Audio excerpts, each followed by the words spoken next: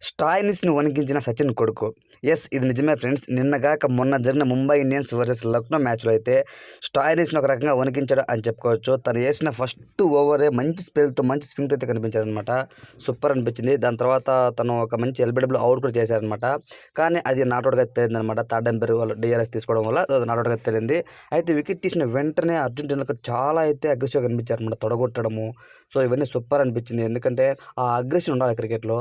So దాని తర్వాత అది నాట్ అవుట్ అని తెలిసింది. దాని తర్వాత వెంటనే మళ్ళీ బాల్ వేశాడు. సింగిల్ వద్దామని ఫ్రంట్ ఫుట్ వచ్చి బ్యాట్ కొడతా బాల్ టచ్ చేశారనమాట స్టాయినిస్. కానీ వెంటనే సచిన్ నేరుగా అర్జున్ టెండూల్కర్ దగ్గరికి వెళ్తుందనమాట.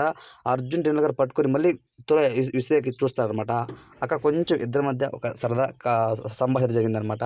అది చూసి అందరూ కూడా నెవర్ మెస్ విత్ ఆసీ ప్లేయర్స్ అని అంటూ ఉన్నారు.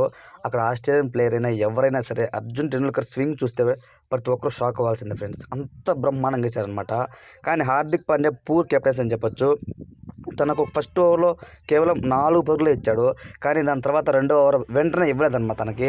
సో ఆకాష్ కాంబోజ్ వాళ్ళకి ఇచ్చాడు తప్ప దాని తర్వాత ఫైనల్ ఓవర్లో లాస్ట్ 6th ఓవర్ ఏమో ఇచ్చాడు. సో ఎందుకు అలా ఇచ్చాడు? నెక్స్ట్ ఓవర్ కానీ ఇచ్చింటే చాలా బాగుండేదన్నమాట.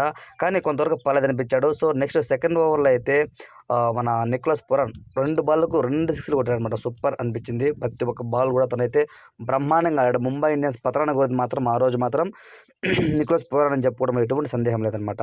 సో ఇక 2 బాల్ చేసిన తర్వాత తను వెంటనే కట్ చేస్తే డగౌట్‌లో కూర్చున్నాడు. అది ఏమైందంటే తనకు కొంచెం గాయమైందనమాట.